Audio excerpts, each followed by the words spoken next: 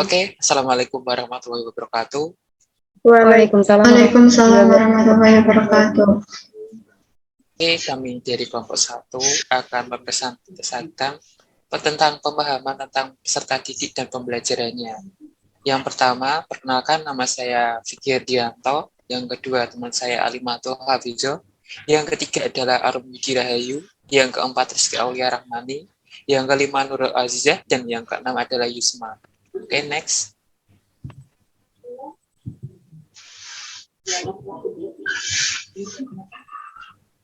Next. Untuk penerapan teori behavioristik dan teori sosial kognitif serta teori konstruktivisme di kelas akan dipresentasikan oleh teman saya. Untuk tepat dan mohon dapat dipresentasikan. Ya, pertama saya akan menjelaskan tentang penerapan teori behavioristik, teori sosial kognitif, dan teori konstruktivisme di kelas.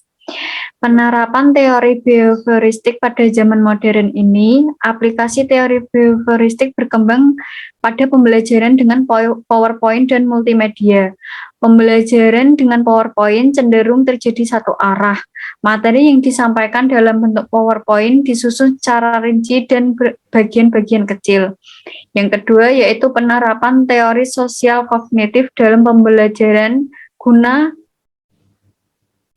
menggunakan materi konkret untuk pembelajaran matematika, membuat dan membacakan suatu karya dalam pelajaran sastra dan ajar peserta didik, berdiskusi tentang perspektif peserta didik, serta melakukan perjalanan untuk pelajaran ilmu sosial. Yang ketiga yaitu penerapan teori konstruktivisme dalam pembelajaran. Konstruktivisme menunjukkan bahwa pembelajaran berpusat pada kegiatan peserta didik belajar dan bukan berpusat pada kegiatan guru mengajar. Contohnya, materi matematika pembelajaran matematika harus memberikan peluang kepada peserta didik untuk berusaha dan mencari pengalaman sendiri tentang matematika. Selanjutnya akan dijelaskan oleh teman saya. Oke, untuk pertanyaan, mode pembelajaran yang terbentuk berdasarkan prinsip konstruktivisme menurut kelompok kami itu ada 4. Yang pertama adalah model predict, observe, discuss, and explain atau disingkat dengan PODE. Yang kedua adalah model problem based learning dan discovery learning. Yang ketiga adalah model PAKEM. Yang keempat adalah model hands-on activity. Next, selanjutnya. Untuk model predict, observe, discuss, and explain. Untuk model pembelajaran ini, siswa itu meramalkan dan memprediksi, mengamati, dan mendiskusikan dan menjelaskan. Pada model pembelajaran tersebut, siswa membangun pemahaman awalnya secara keseluruhan. Kemudian siswa membuktikan hasil pemahamannya dengan menemukan proses pengalaman langsung yang ditemuinya pada saat bereksplorasi. Selanjutnya.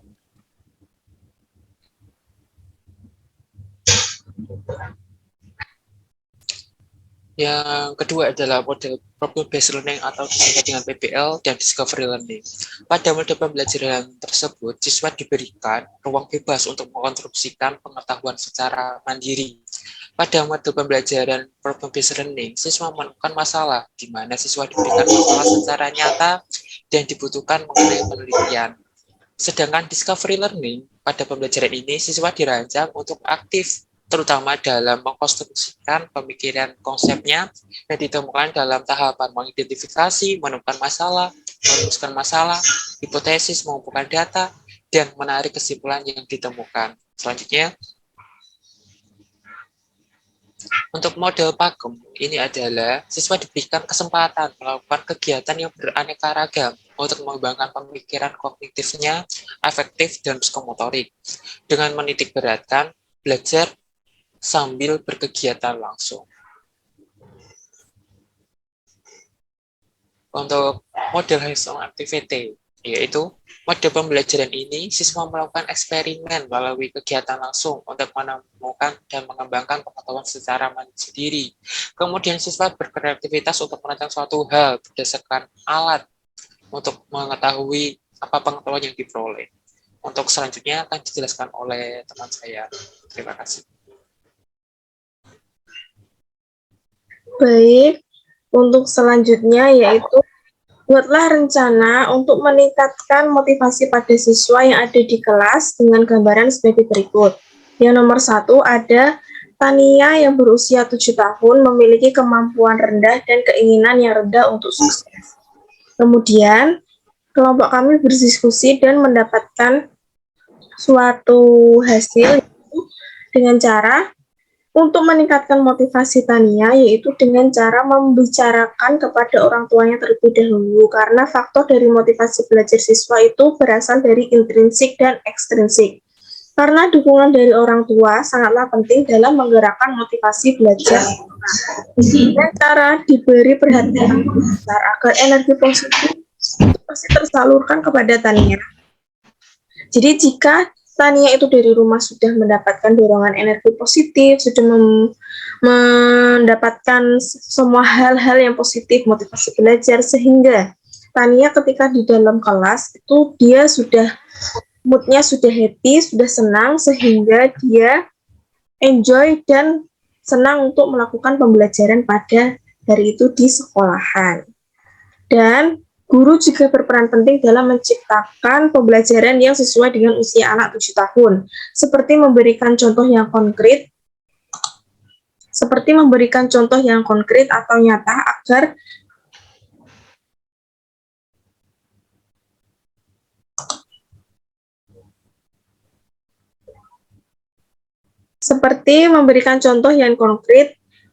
pada saat anak usia 7 tahun agar dalam diri siswa itu merasa adanya dorongan, rasa ingin tahu untuk belajar sehingga dapat terdorongnya motivasi belajar untuk Tania. Terus selanjutnya dapat disampaikan oleh teman saya.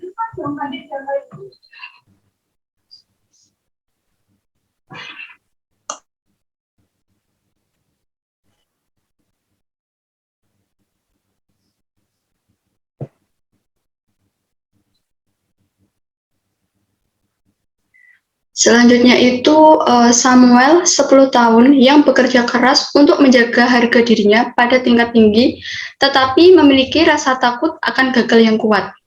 Nah, di sini rencana untuk meningkatkan motivasi untuk Samuel menurut kelompok kami, yaitu dengan menggunakan sebuah strategi. Yang pertama, guru memberikan sebuah penjelasan mengenai tujuan pembelajaran, serta memberikan penjelasannya tentang pentingnya ilmu yang akan sangat berguna bagi masa depan seseorang.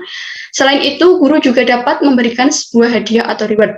Selain itu juga, guru dapat menunjukkan empati agar anak sadar bahwa menunjukkan perasaannya itu merupakan hal yang normal. Dan juga guru memberikan dorongan pada anak untuk terus mencoba hingga ia fasih. Guru juga dapat menceritakan tokoh terkenal yang pernah mengalami kegagalan. Dengan menceritakan hal tersebut, membuat anak tidak mengalami kegagalan sendiri. Selanjutnya dijelaskan oleh teman saya yang berikutnya. Baik, untuk selanjutnya yaitu Sandra, 13 tahun, tenang di kelas dan meremehkan ketampilan mereka. Menurut pendapat kelompok kami, dengan cara pendekatan personal dengan Sandra, guru selalu mengingatkan untuk tidak meremehkan orang lain, karena kita semua manusia mempunyai kekurangan dan kelebihannya masing-masing.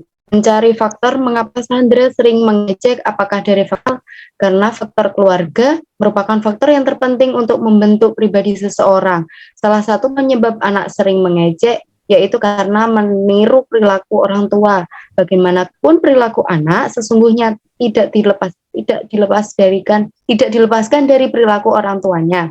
Jika dari kecil anak terbiasa melihat ayah atau ibu senang mengejek satu sama lain, ya berbuat salah, ejekannya pun tak jauh beda dari yang dilakukan orang tuanya, yaitu bersifat menyakitkan atau merendahkan. Yang kedua yaitu dengan cara membuat kesepakatan kelas antara guru dengan siswa, bahwa peserta didik tidak boleh meremehkan siswa lain.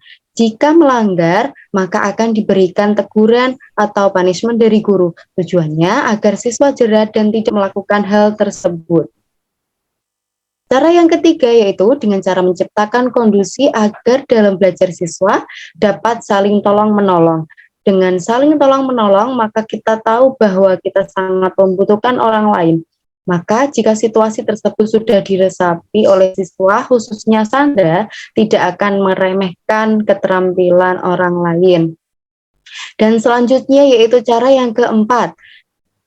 Dengan cara guru harus bersikap bijak, bersikap adil kepada semua siswa, tidak membanding-bandingkan siswa satu dengan yang lainnya, agar tidak muncul rasa iri pada diri anak. Untuk meminimalkan agar Sandra tidak membandingkan teman-temannya. Guru berperan penting dalam menumbuhkan motivasi belajar anak. Guru harus menciptakan suasana belajar yang menyenangkan dan yang sesuai dengan anak usia 13 tahun, seperti dengan memberikan contoh operasional formal, dengan berpikir konkret, mempertimbangkan hasil dan konsekuensi dari tindakan yang telah dilakukannya. Setelah hal itu dilakukan, Sandra dapat berpikir dari apa yang telah diperbuat, maka dia tidak akan mudah meremehkan kemampuan orang lain. Dapat motivasi diri dari Sandra untuk aktif di kelas dan mempunyai semangat untuk belajar, serta tidak merendahkan kemampuan siswa yang lain. Untuk yang selanjutnya, saya.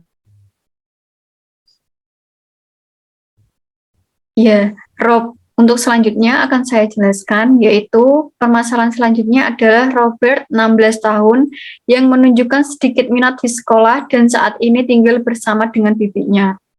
Guru sudah tidak dapat menghubungi orang tuanya. Menurut pendapat kelompok kami, yang pertama dapat melakukan pendekatan personal terlebih dahulu dengan Robert. Kita harus menjalin komunikasi dengan si anak. Kita harus mengetahui apa yang dia minati dan apa yang kurang dia minati, sehingga kita sebagai guru dapat mengarahkan dan memotivasi anak tersebut dan sesuai dengan keinginannya.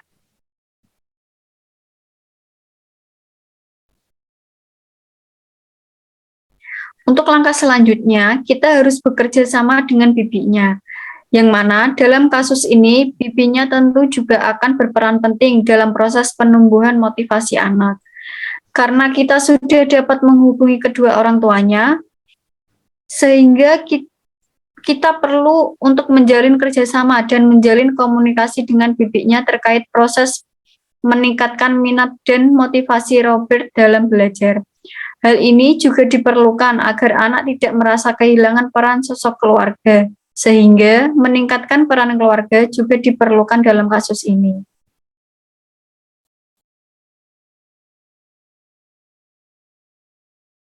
Oke, terima kasih. Ini penjelasan dari kelompok kami. Apabila ada tutur kata yang kurang berkenan, kami mohon maaf yang sebesar-besarnya. Wabillahi taufiq hidayah.